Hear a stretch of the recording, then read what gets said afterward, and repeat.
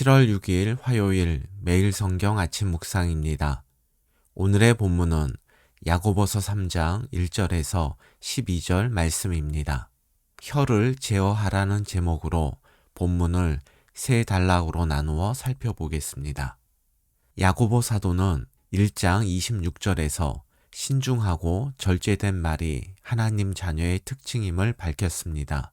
오늘 본문은 이에 대한 자세한 설명으로 첫 번째 단락에서는 교회 내 선생의 영향력과 책임을 언급하므로 말의 중요성을 설명합니다.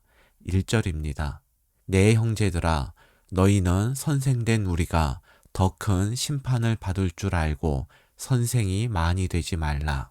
초대교회 당시에는 체계적으로 말씀을 배우거나 훈련받을 수 있는 학교나 기관이 없었습니다.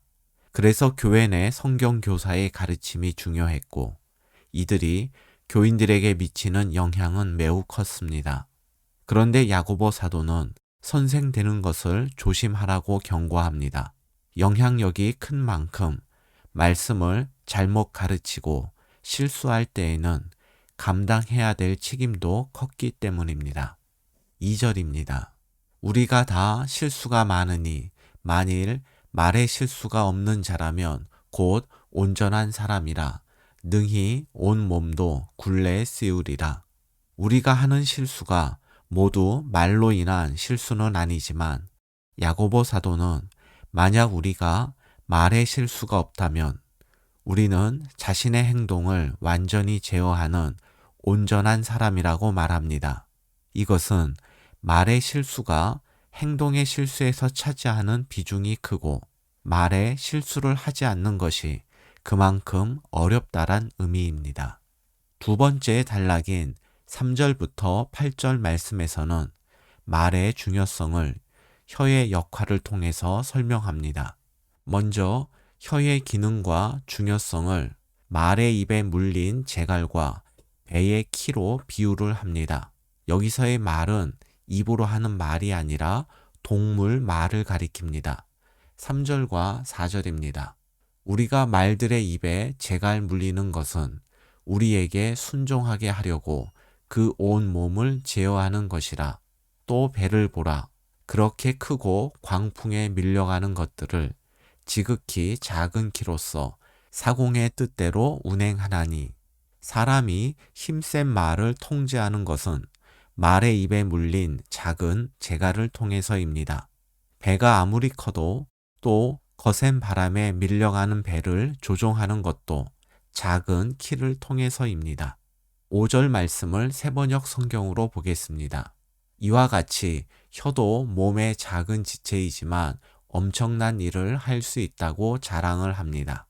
작은 재갈과 키를 통해서 커다란 말과 배의 방향을 결정하고 통제하듯 혀도 우리의 몸에 비하면 매우 작은 지체이지만 그 혀를 통해서 우리의 삶을 통제하고 방향을 결정할 수 있습니다. 다시 말해서 혀를 제어하는 것은 영적 성숙에 이르는 중요한 수단입니다. 그래서 성도는 세상과 구별된 거룩한 삶을 위해서 신중하고 절제된 말을 하도록 힘써야 합니다. 5절 하반절부터 8절에서는 혀를 제어하지 못했을 때의 위험성을 불이 가지고 있는 위험성에 비유하여 알려줍니다. 5절과 6절입니다.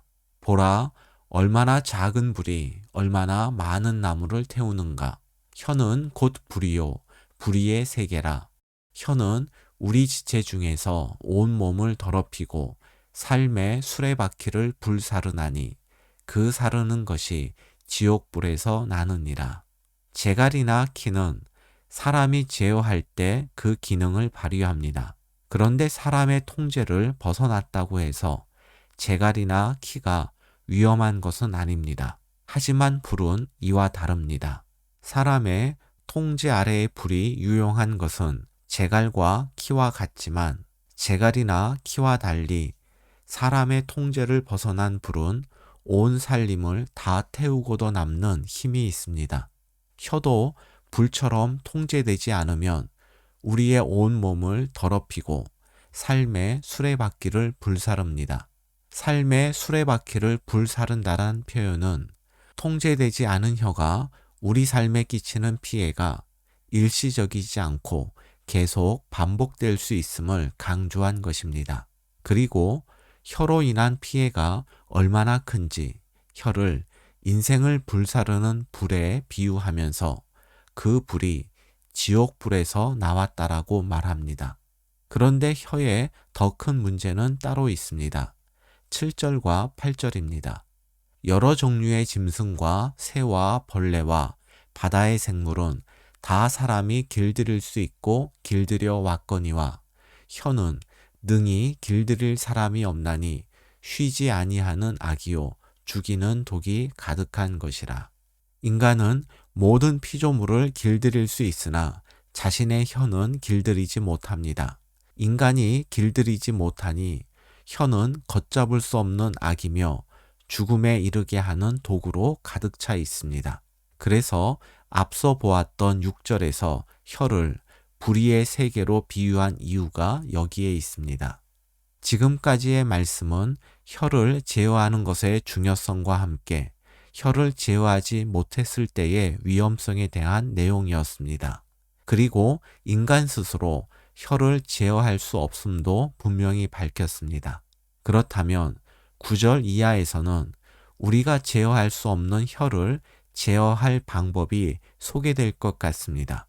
그런데 이어지는 말씀은 이러한 기대와는 달리 우리의 모순된 언어 생활을 지적할 뿐입니다. 9절과 10절입니다. 이것은 우리의 혀와 입을 가리킵니다. 이것으로 우리가 주 아버지를 찬송하고 또 이것으로 하나님의 형상대로 지음을 받은 사람을 저주하나니 한 입에서 찬송과 저주가 나오는도다. 내 형제들아 이것이 마땅하지 아니하니라. 성도의 본분은 하나님 아버지를 찬송하는 것입니다. 그런데 같은 입으로 하나님의 형상대로 지음을 받은 사람을 저주하기도 합니다. 야고보 사도는 이러한 우리의 언어 생활이 마땅하지 않다고 말합니다. 왜냐하면 사람을 저주하는 것은 결국 그 사람을 지으신 하나님을 저주하는 것이기 때문입니다. 11절과 12절입니다. 샘이 한 구멍으로 어찌 단물과 쓴물을 내겠느냐? 내 형제들아 어찌 무화과 나무가 감람 열매를 포도나무가 무화과를 맺겠느냐? 이와 같이 짠물이 단물을 내지 못하느니라.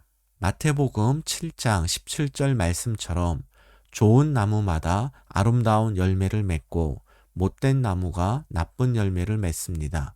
그런데 우리는 같은 입으로 하나님을 찬송하면서 동시에 사람을 저주하는 말을 합니다.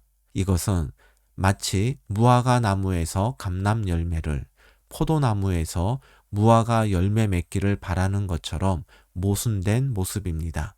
이와 같은 성도의 모순된 언어 생활을 지적하므로 말에 대한 교훈이 끝나는 것은 혀를 제어하기를 포기하라는 의미일까요?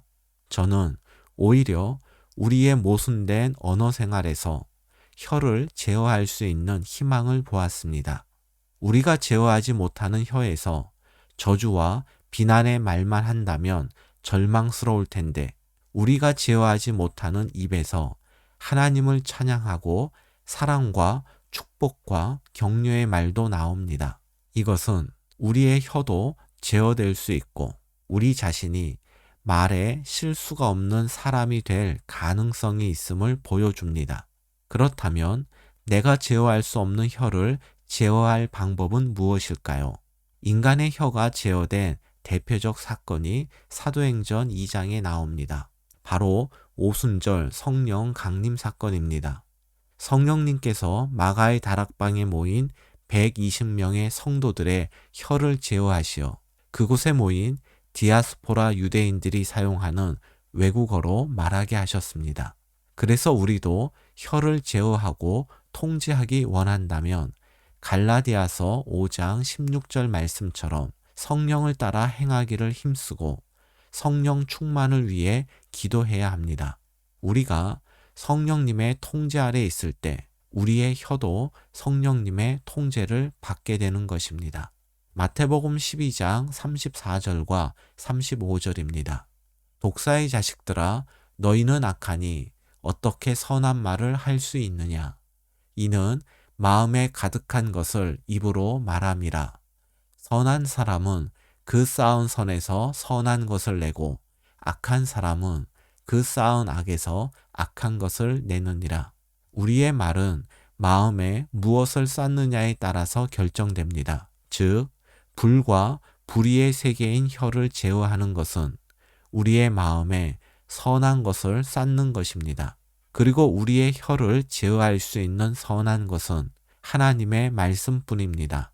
쌓는다라는 것은 일회적인 것이 아니라 지속적으로 반복함을 의미합니다. 말씀을 한 번 읽었다고 내 언어가 달라지는 것이 아니라 지금 여러분이 매일 말씀을 묵상하는 것처럼 말씀을 심령에 쌓아갈 때에 말씀의 주인이신 주님께서 우리의 혀를 제어해 주실 것입니다. 오늘의 말씀 요약입니다. 말에 실수가 없는 사람을 온전한 사람이라 할 만큼 성도의 언어 생활은 중요합니다.